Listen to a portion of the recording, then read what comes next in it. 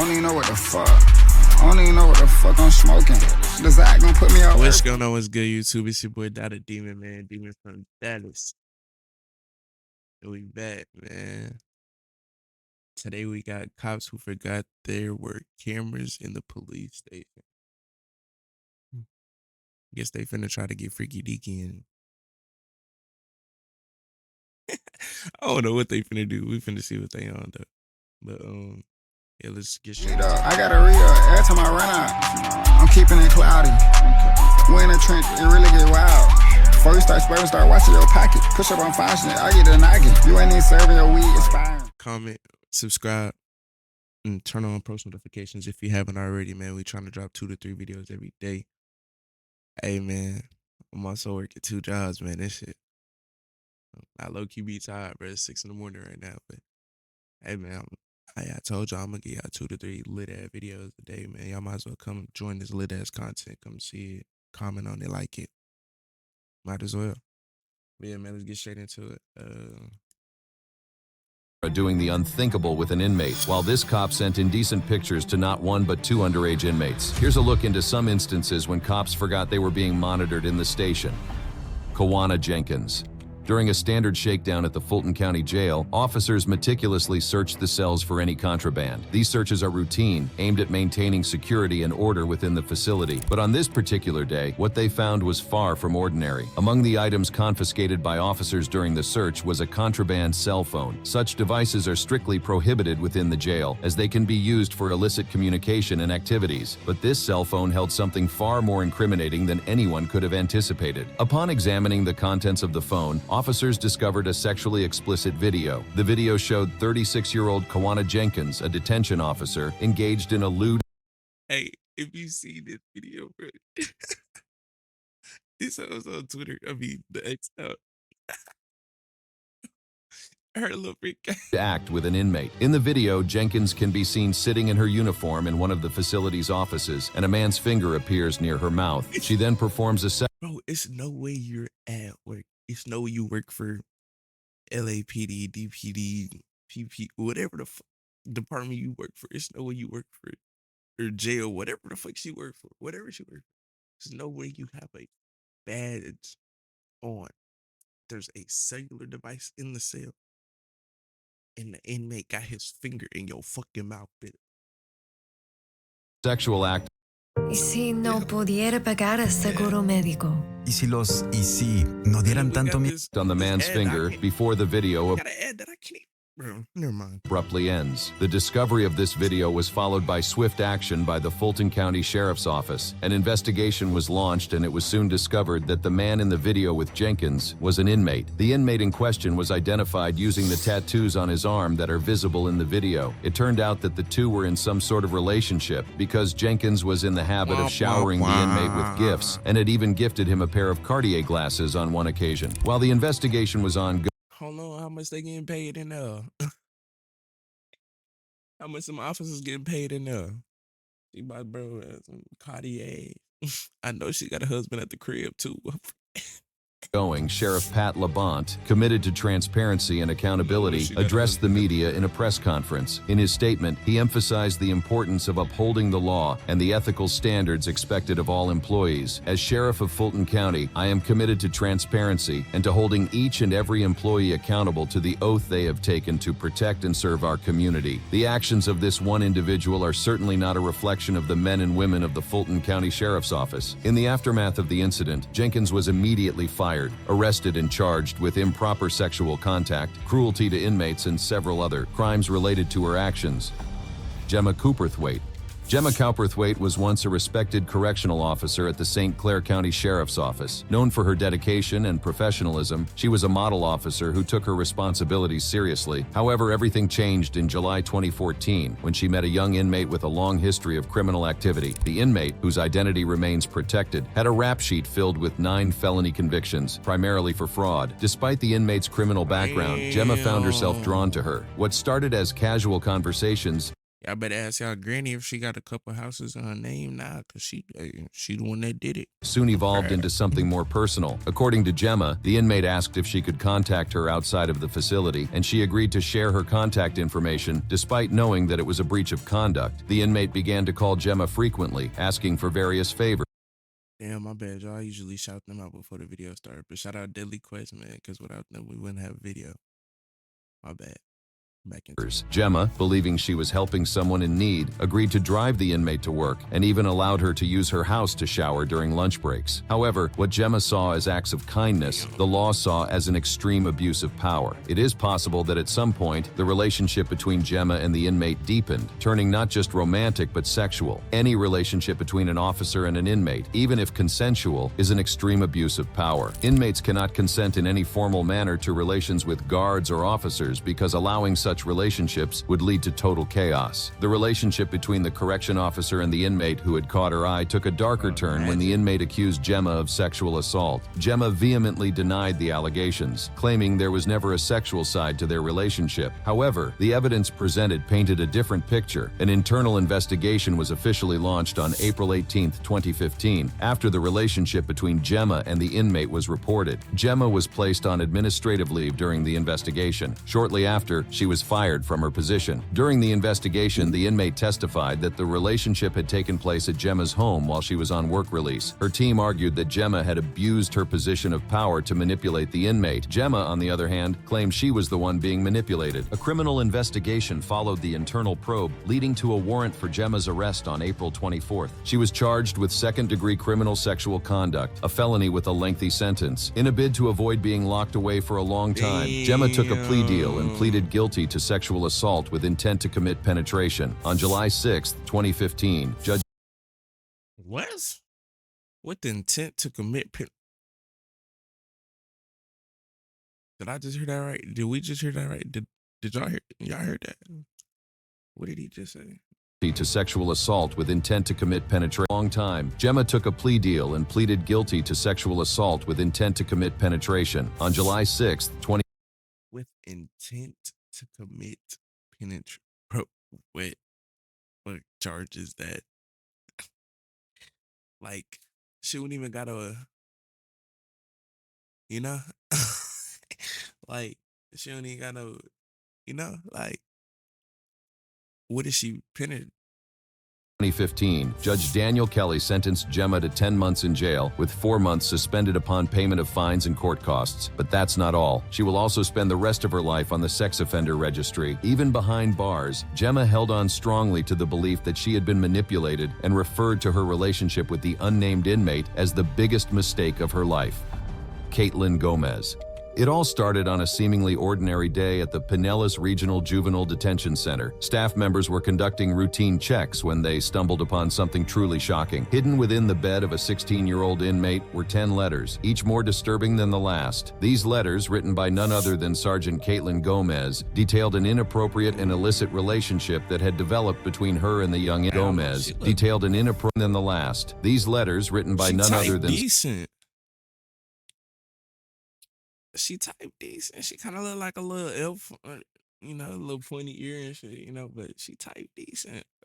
Sergeant Caitlin Gomez detailed an inappropriate and illicit relationship that had developed between her and the young inmate. The discovery of these letters was nothing short of a bombshell. The letters were immediately handed over to the authorities, and an investigation was launched by the Pinellas County Sheriff's Office. The first thing investigators discovered was that the contents of the letters were explicit and left little to the imagination. The handwritten messages described in graphic detail what would take place during the first sexual encounter between Gomez and the inmate, and revealed an ongoing relationship that had developed while the teen was incarcerated. The letters were not just a one-time lapse in judgment. Instead, they painted a picture of a calculated and premeditated affair. As the detectives delved deeper into the investigation, they discovered a photo of Caitlin Gomez in the inmate's cell. This further confirmed the inappropriate relationship and added another layer of evidence against her. The photo, along with the letters, was a clear indication that Gomez had crossed a line that should never be crossed. Gomez had been hired as a sergeant on January 5th, 2020.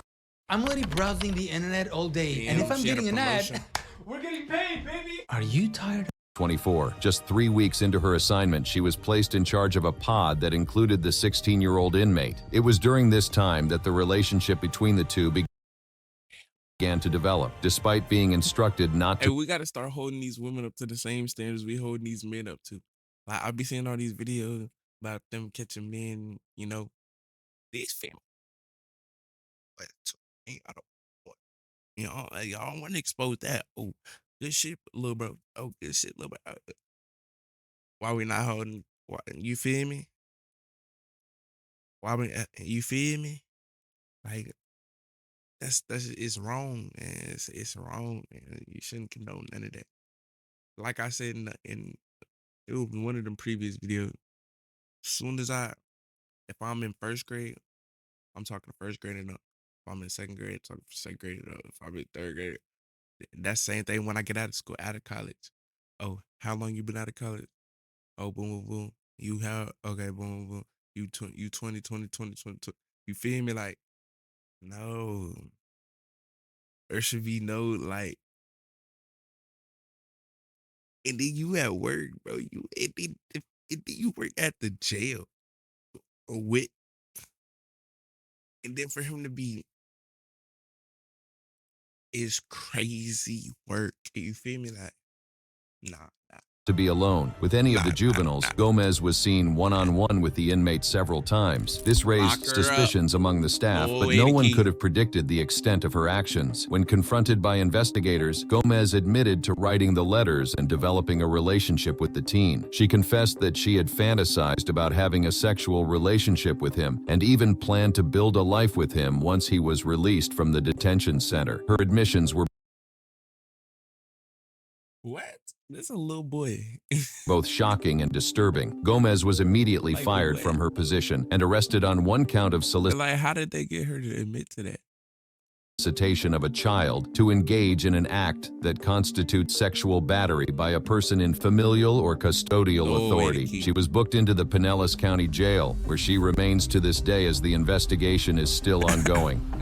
Zuleika Santiago. Zuleika Santiago had a promising career in law enforcement until she started to forget that there were cameras and other officers watching her every move. In her mid-20s, she joined the South Carolina Department of Corrections, SCDC, as a correctional officer and was on the way to making a good name for herself. Her role was to maintain order and security within the Union County Detention Center, a facility that houses inmates awaiting trial or serving short sentences. Santiago's initial years at the detention center were marked by her good conduct and dedication to her duties. She quickly earned the respect of her colleagues and superiors, who saw her as a reliable and competent officer. However, beneath the surface of her seemingly bright career, Santiago was hiding a truly dark secret. She was having an illicit sexual affair with an inmate in the facility. This reckless decision would eventually cause her life to take an unexpected and disastrous turn. Although it is unclear how the once hidden illicit relationship came to light, the beginning of the investigation into Santiago's conduct can be traced back to a series of suspicious activities observed by her colleagues. Rumors began to circulate within the detention center about Santiago's unusually close interactions with a particular inmate. These interactions, which initially seemed harmless, soon raised red flags among the staff. Concerns were brought to the attention of the facility's administration, prompting a closer look into Santiago's behavior. The administration decided to conduct a discreet internal investigation to gather more information. Surveillance footage from the detention center was reviewed, and interviews were conducted with staff members who had observed Santiago's interactions with the inmate. The findings of the initial investigation were troubling. The footage revealed instances where Santiago was seen entering the inmate's cell for extended periods, and there were reports of inappropriate conversations and physical contact. As the evidence mounted, the administration realized the gravity of the situation and decided to escalate the investigation. They confronted Santiago with the overwhelming evidence they had gathered, and she eventually admitted to engaging in a sexual relationship with the inmate. She confessed to willfully participating in sexual intercourse with the inmate on multiple occasions, a clear violation of her professional and ethical responsibilities. The South Carolina Department of Corrections acted swiftly in response to Santiago's confession. She was charged with 2 counts of first-degree sexual misconduct with an inmate and subsequently arrested. Santiago was also terminated from her position as a correctional officer, effective immediately. Jordan Trainer. In June 2018, Jordan Trainer, a prison officer from Wakefield, West Yorkshire, started working at Weatherby Young Offenders Institution. Trainer, who was married at the time, quickly developed a flirtatious relationship with one of the 17-year-old inmates. This relationship would soon spiral out of control, leading to just think about, like, you in here thinking about your wife, like, your wife work at jail, like, damn, she go in a dangerous environment every day, like, you supporting her, hey, baby, how was your day at work? Do. You love her. Next thing to find out, she getting arrested for fucking one of the inmates, like, ooh, I know your heart just. Ooh, nigga, like, a series of shocking events. Prosecutor Jonathan Sharp detailed the progression of this illicit relationship at Leeds Crown Court. He said Trainer was aware that the inmate had a mobile phone, and she began sending him sexualized messages. These messages quickly escalated into something much more scandalous. Trainer started taking sexualized photographs of herself, and in a particularly bold move, printed copies of these photographs at her place of work before handing them to the boy. But it didn't stop there. Trainer also smuggled several parcels into the institution, including suspected phones, both for the inmate and, upon his request, for other inmates. As if one illicit relationship wasn't enough, Trainer also got involved with a second 17-year-old inmate in the same manner. She started sending him sexualized text messages and photographs. Their relationship progressed to the point where the inmate touched her inappropriately on 3 occasions, and Trainer did not protest or report any of the incidents. In fact, she regularly asked colleagues to swap shifts so that she could be working where the inmate would be. A message she sent to him on the morning of December 23, 2019 provides a clear indication of her feelings towards him and the type of relationship the two had. In the message, Trainer wrote, "Can't wait to see you today. Missed your face, X." Word of Trainer's relationship with the young inmate spread throughout the Young Offenders Institution, and it wasn't long before the authorities caught wind of the officer's illicit activities.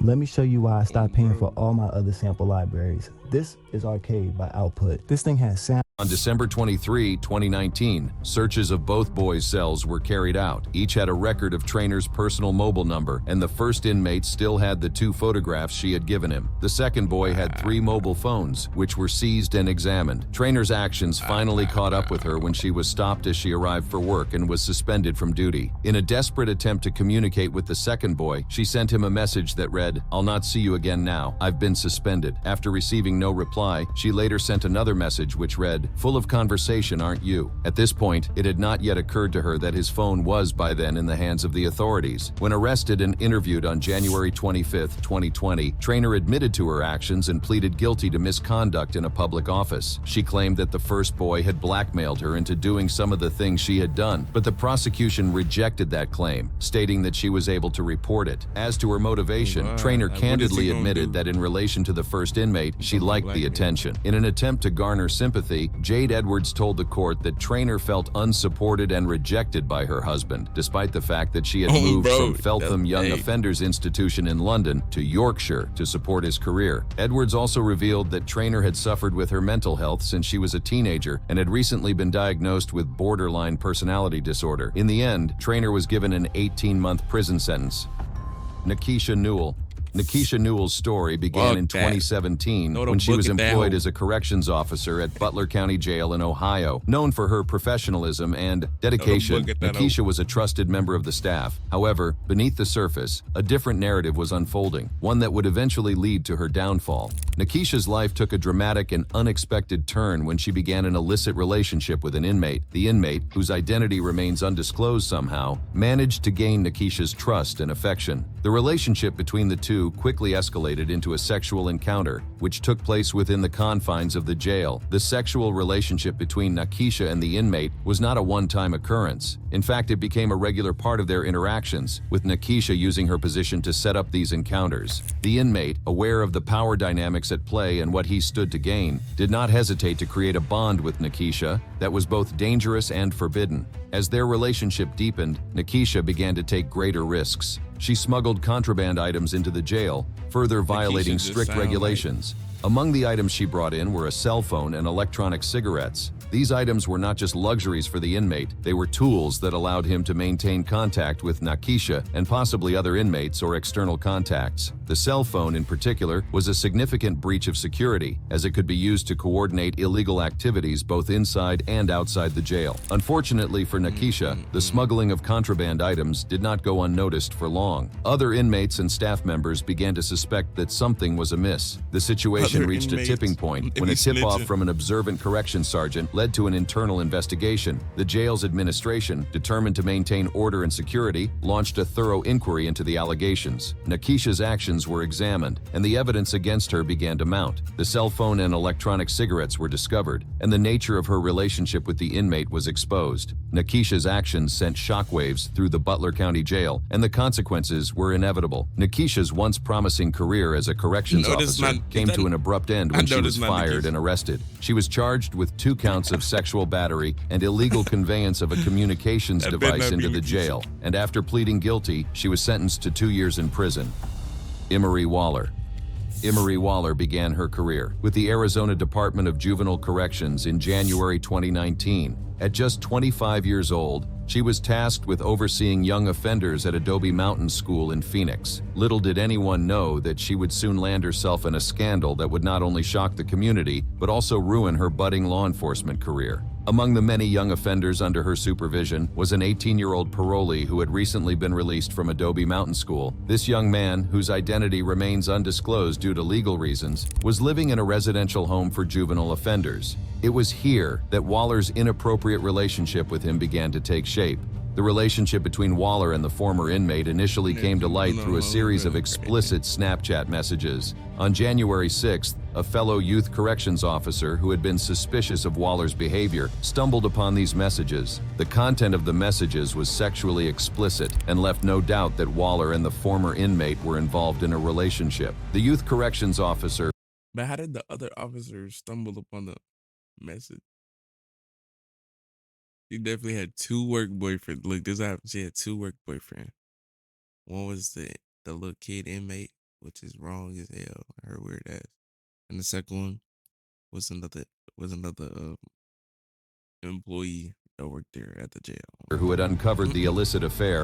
And then the employee caught wind of that, checked her phone, seeing who it was. Snitch, that's what it was. Wasted no time in reporting the situation to her superiors. Under Arizona law, it is illegal for anyone employed by the Department of Juvenile Corrections to engage in any sexual act with an offender who is under the supervision of the department. This law is designed to protect vulnerable individuals from exploitation and abuse.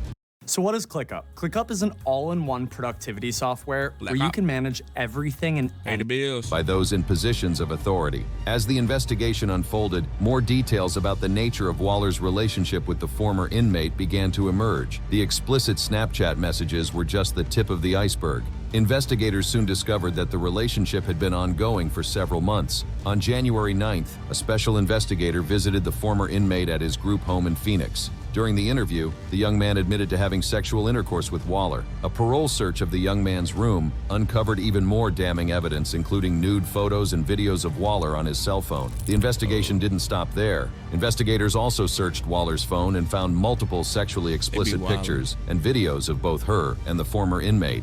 As the investigation into Emery Waller's inappropriate relationship with the former inmate gained momentum, the authorities took swift action to uncover the full extent of her. During the interview, Waller was questioned about her interactions with the former inmate. Initially, she attempted to downplay the nature of their relationship, but the investigators were armed with substantial evidence, including the explicit messages and the young man's confession. In a desperate bid to cover up her actions, Waller requested a restroom break. Unknown to the investigators, she had smuggled an Apple Watch into the interview. Once inside the restroom, Waller used the watch to contact her roommate, instructing her to call the former inmate and tell him to deny and delete everything. This attempt to tamper with evidence only added to the gravity of the situation. Investigators quickly discovered Waller's actions and documented her use of the Apple Watch as an effort to obstruct justice. Faced with overwhelming evidence and the additional charge of tampering with physical evidence brought on by her actions, Waller eventually admitted to the relationship. She confirmed that she had engaged in inappropriate conduct with the former inmate. The legal proceedings that followed were swift and decisive. Waller was arrested on suspicion of unlawful sexual conduct, conveying contraband in a juvenile facility, and tampering with physical evidence. Tina Gonzalez. Tina Gonzalez was a young and ambitious correctional officer, just 26 years old, when she began working at the Fresno County Jail in You feel me? Like, it's just her chin, but like, you feel me? Like, boy, what if I'm in jail? Then I don't, boy, what? Like her coming to my door, knocking on my shit. You hungry? Fucking right. correctional officer, just 26 years old, when she began working at the Fresno County Jail in California. Tina quickly earned the respect of her colleagues and superiors and was in the process of building a successful law enforcement career. However, Tina was hiding a secret that would eventually lead to her downfall. It all started in early 2020 when Tina first encountered and became friendly with a particular inmate serving time. Like, bro, let me be in that hole for once, and I see this hoe every other day. Like, wait, for various offenses. He was a charismatic individual, known for his ability to charm those around him. As the weeks went by, Tina found herself drawn to the inmate in ways she couldn't explain. Their conversations became more personal, and Tina started to share details about her life outside the jail. Before long, the relationship between Tina and the inmate took a forbidden turn, and the two began engaging in intimate acts within the confines of the jail. They would meet in secluded areas, away from the prying eyes of other inmates and staff. Tina knew she was risking her career and freedom, but at the time she didn't seem to care. It wasn't long before the inmate began to manipulate Tina into smuggling contraband items into the jail. He convinced her that he needed certain items to make his life behind bars more bearable. At first, Tina was hesitant, but she eventually gave in. She started small, bringing in items like cigarettes and snacks. As their relationship grew stronger, so did the inmate's demands. He began asking Tina to smuggle more dangerous items like cell phones and drugs. Tina complied with his requests. She would carefully plan her smuggling operations, ensuring that she avoided detection by the jail authorities. Despite her best efforts to keep their affair and smuggling activities hidden, Tina's actions did not go unnoticed. Someone who had uncovered the truth about the illicit affair sent in an anonymous tip to the jail's administration, detailing how a male inmate was given a cell phone and was having sex with a correctional officer. This tip led to an investigation being launched, and in record time, the truth about Tina's crimes came to light. During the investigation, allegations surfaced that Tina had cut a hole in her uniform to give the inmate easy access to her body, and that on one occasion she had been intimate with him in presence of about 11 other inmates. Faced with the undeniable truth, Tina eventually admitted to engaging in a sexual relationship with an inmate and smuggling various items into the jail for him. She was subsequently arrested. In June 2021, Tina Gonzalez was found guilty on multiple charges, including sexual misconduct with an inmate, smuggling contraband, and conspiracy to distribute prohibited items within the jail. The judge sentenced her to 2 years and 7 months in prison.